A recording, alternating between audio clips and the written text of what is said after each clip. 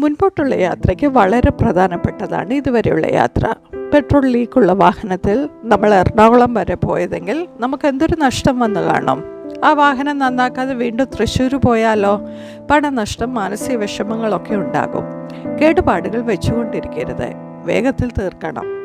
ജീവിതയാത്രയിലും maintenance work നടത്തണം. അല്ലെങ്കിൽ വർഷം മാറും, കലണ്ടർ മാറും, വലിയ പ്രതീക്ഷ മനസ്സിലുണ്ടാകും, ജീവിതം മാത്രം പഴയതിന് തുടർച്ചയായിരിക്കും. പ്രതിസന്ധികൾ വർദ്ധിച്ചു വരുന്ന കാലത്തിൽ നമ്മുടെ ഏറ്റവും വലിയ ഉത്തരവാദിത്തം നമ്മോടും നമ്മുടെ കുടുംബത്തോടുമാണ്.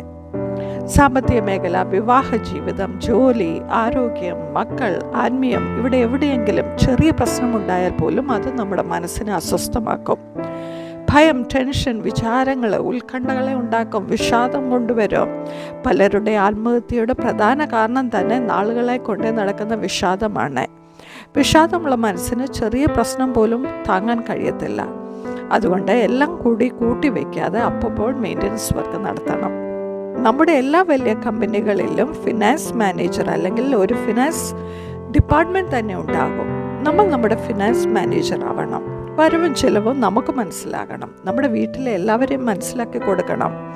അങ്ങനെയാണെങ്കിൽ പണം ചെലവഴിക്കുമ്പോൾ അങ്ങോട്ടും ഇങ്ങോട്ടും വഴക്കുണ്ടാകത്തില്ല.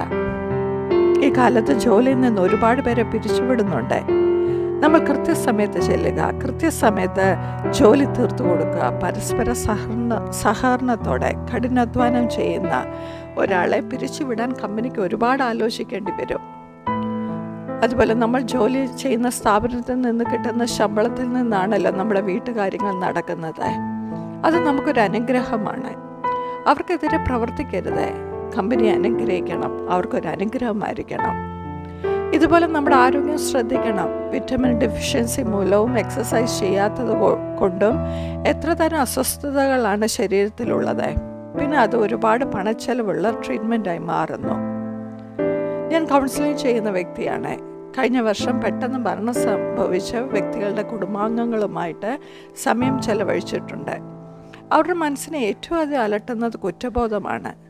നഷ്ടപ്പെട്ട വ്യക്തി കൂടെ ഉണ്ടായിരുന്നപ്പോൾ നിസ്സാര കാര്യങ്ങൾക്ക് വഴക്കുണ്ടാക്കിയത്, അവരാവശ്യപ്പെട്ടത് കൊടുക്കാൻ മറന്നുപോയത്, തിരക്ക് കാരണം അവരുടെ കൂടെ ചെല്ലാമോ എന്ന് ചോദിച്ചിടത്ത് കൂടെ പോകാഞ്ഞത്, മടി കാരണം അവർക്ക് ഇഷ്ടപ്പെട്ടത് വെച്ചു കൊടുക്കാഞ്ഞത്, ഇങ്ങനെ എത്രയെത്ര കുഞ്ഞു കാര്യങ്ങൾ അവർക്ക് ചെയ്യാൻ പറ്റുന്നത്, അവർക്ക് ക്ഷമിക്കാൻ പറ്റുന്നത് ഉണ്ടായിരുന്നു. ഇത്രയും നാളുകളെ അവർ കൂടെ ഉണ്ടായിരുന്നു എന്ന് അറിഞ്ഞിരുന്നുവെങ്കിൽ അവരെ എത്രയധികം കരുതിയേനെ. അതായിരുന്നു വീട്ടുകാരെ ഏറ്റവും അധികം വേദനിപ്പിക്കുന്നത്. പ്രിയമുള്ളവരെ, കുടുംബമാണ് ഏറ്റവും പ്രധാനം. കുടുംബത്തെ ചേർത്ത് പിടിക്കുക. സ്നേഹം ഉള്ളിൽ ഒതുക്കാനുള്ളതല്ല, പ്രദർശിപ്പിക്കാനുള്ളതാണ്. നിരന്തരമായി മറ്റുള്ളവരോട് ക്ഷമിക്കുക. എല്ലാം കൂടെ കൂട്ടിവയ്ക്കാതെ മെയിൻ്റനൻസ് വർക്ക് നടത്തുക. നമ്മുടെ ടെൻഷൻസും ദേഷ്യവും ഭയവും ഒന്നും നമ്മുടെ സ്നേഹത്തെ മറച്ചു കളയരുത്. അപ്പോൾ ഈ വർഷം നമുക്ക് പുതുമയുള്ളതായിരിക്കും. ദൈവവും നമ്മെ ചേർത്ത് പിടിക്കും. ഓർത്തുകൊള്ളുക, നമ്മെ സ്നേഹിക്കുന്ന ഒരുപാട് പേര് നമ്മുടെ ചുറ്റുമുണ്ട്. ദൈവവും നമ്മെ ഒരുപാട് സ്നേഹിക്കുന്നു. God bless you.